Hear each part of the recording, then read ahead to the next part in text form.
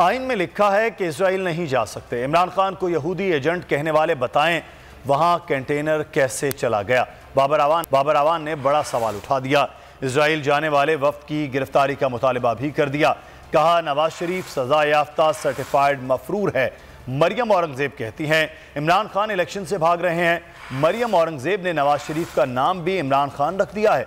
उन्होंने कहा कि आइन मुअत्तल किए बगैर इलेक्शन मुलतवी नहीं किए जा सकते। आइन मुअत्तल करने वालों को देख लेंगे।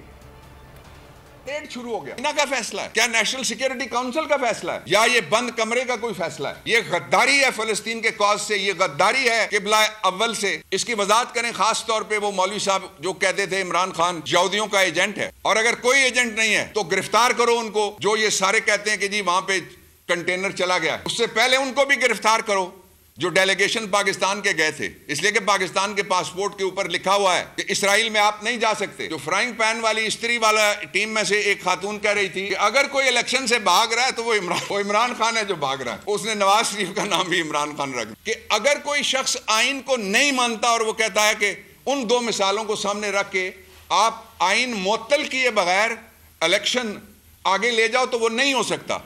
आइन को जो मुअत्तल करेगा उसको कौम देख लेगी इंशाअल्लाह अज़ीज, हम भी उसको देख। अगर आपको ये वीडियो पसंद आई तो लाइक पर क्लिक करें।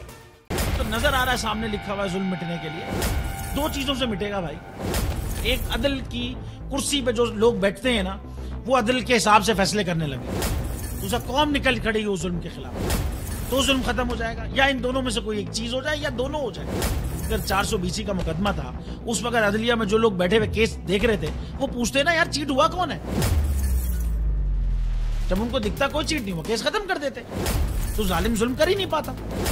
9 जजेस ने नोट बिफोर किया मेरे केस को यार, 1.5 साल चला।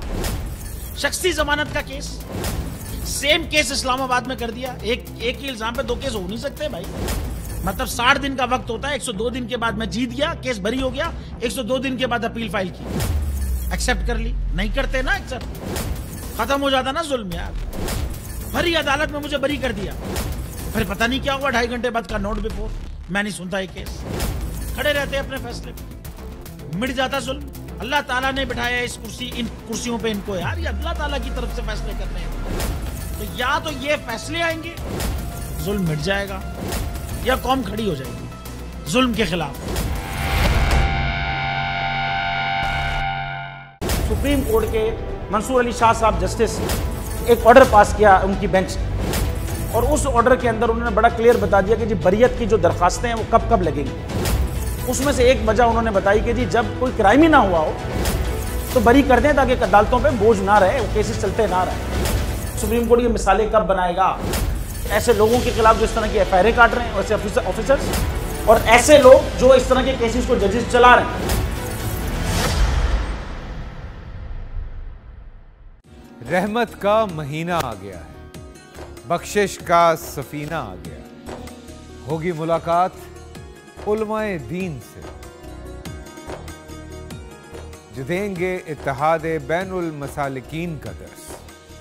जिक्र होगा अंबियाए कराम, रमजान की स्पेशल ट्रांसमिशन रमजान में।